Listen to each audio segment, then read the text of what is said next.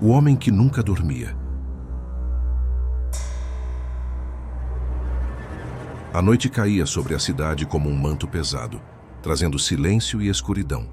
Para a maioria das pessoas, era o momento de descanso, de se entregar ao sono e recomeçar no dia seguinte. Mas para ele, a noite era um tormento. Não porque ele não queria dormir, mas porque dormir não era uma opção. Se você dormir, você nunca mais vai acordar. Essa frase ecoava em sua mente todas as noites, como um aviso, como uma sentença. Ninguém acreditava nele. Médicos diziam que era insônia extrema. Psicólogos falavam sobre ansiedade profunda. Mas ele sabia a verdade. Ele sabia o que acontecia quando fechava os olhos. Era um homem comum, pelo menos era o que parecia. Trabalhava durante o dia, sorria.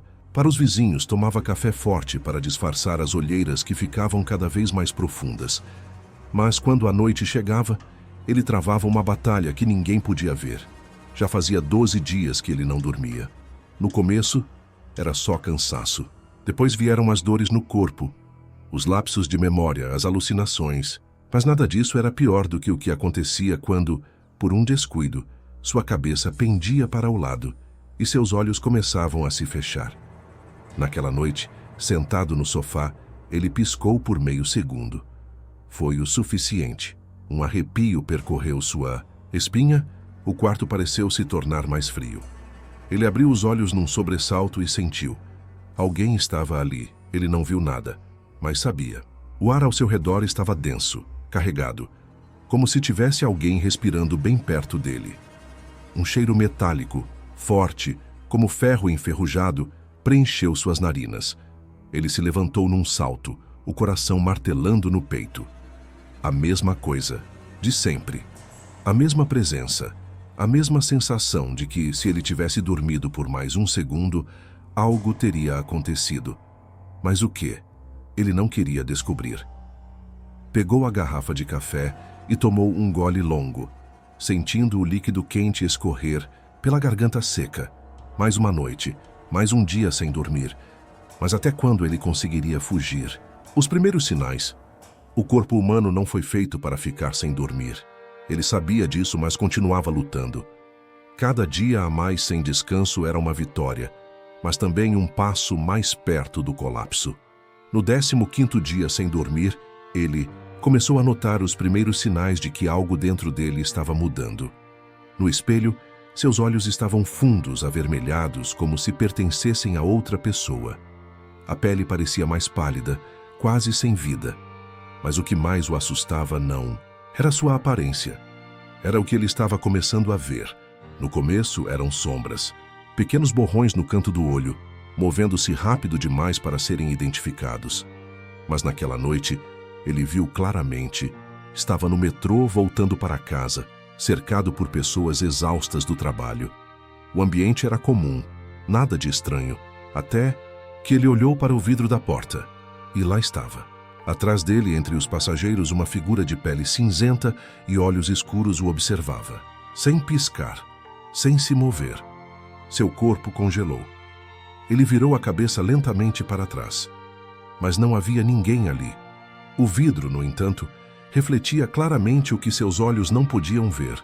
Ele arregalou os olhos e se afastou do reflexo, sentindo o coração disparar.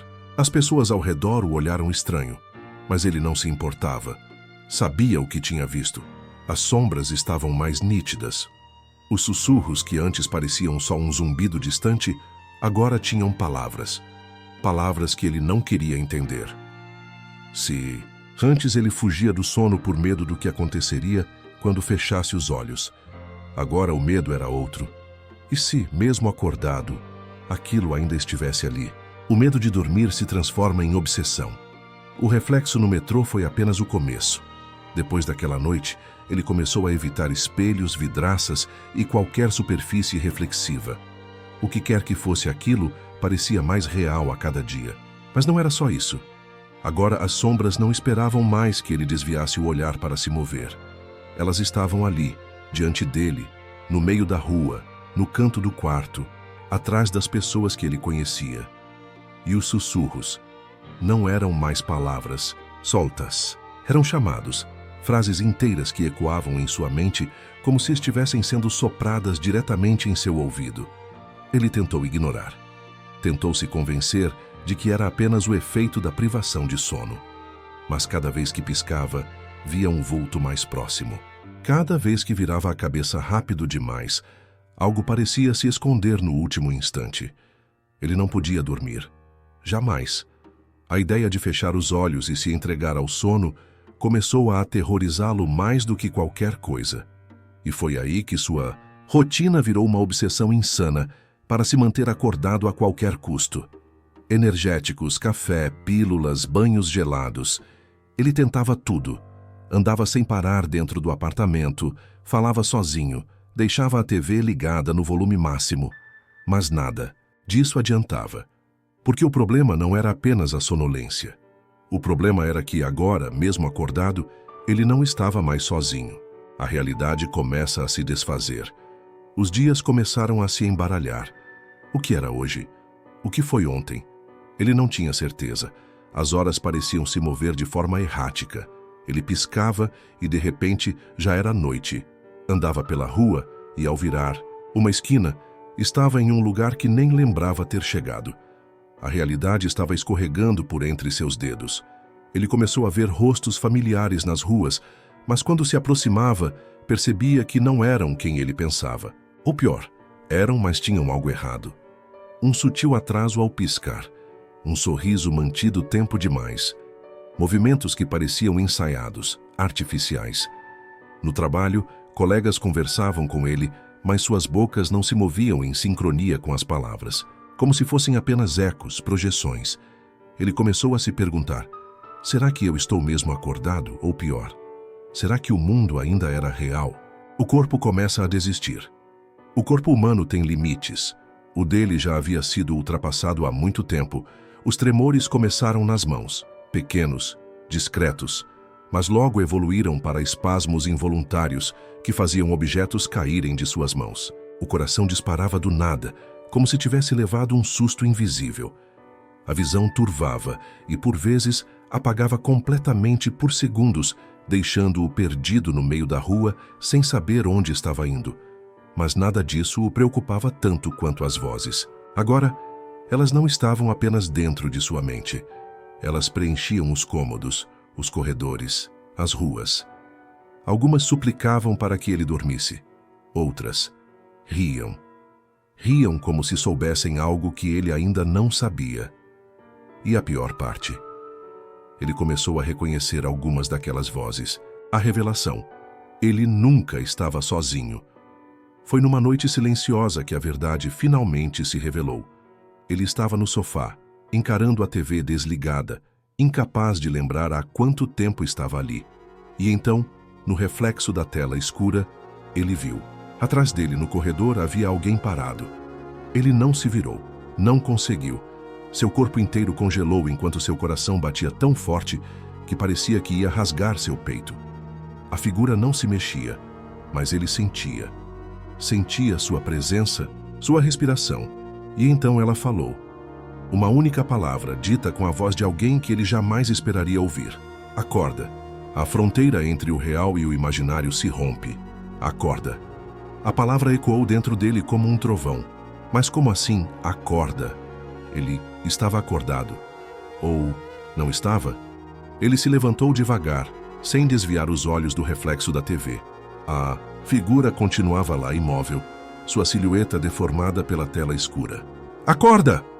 A voz veio de novo, mais forte, mais urgente. E então ele entendeu.